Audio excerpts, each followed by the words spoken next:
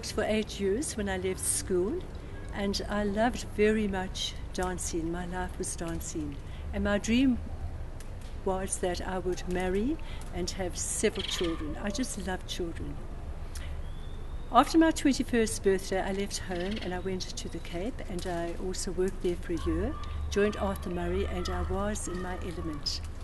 But a time came when somehow I had this strong drive within me, something that I found hard to explain, something that drew me to this way of life, that is becoming a sister of Nazareth.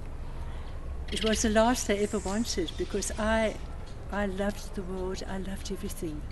But the very fact of trying my vocation, I went to Australia, I went there for 4 years, and it takes time to set aside your worldly goods and to join a life solely giving yourself completely to God. And you learn that in this way too, that when you give to God, God gives you back in return 100-fold. And I left my work in 1966, and I have been a sister ever since, almost over 45 years now. I would never change for anything. It's a peace that I have within me that I cannot explain, that the world cannot give you.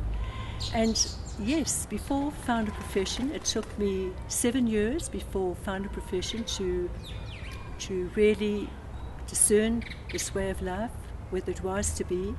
And it was a great sacrifice, because as I said, I loved children. I wanted to have a child of my own, somebody that would look like me. But once I had given myself to God and found a profession, I've never looked back. The sisters live a life, we're very natural, we're very human. We deal with a lot of outside businessmen, and we're very natural. And I think that, yes, as time goes on, the religious life needs more clarification in who we are and what our way of life is, and what our role is here in giving ourselves to children, to the elderly, and to all those that need our care and need our love.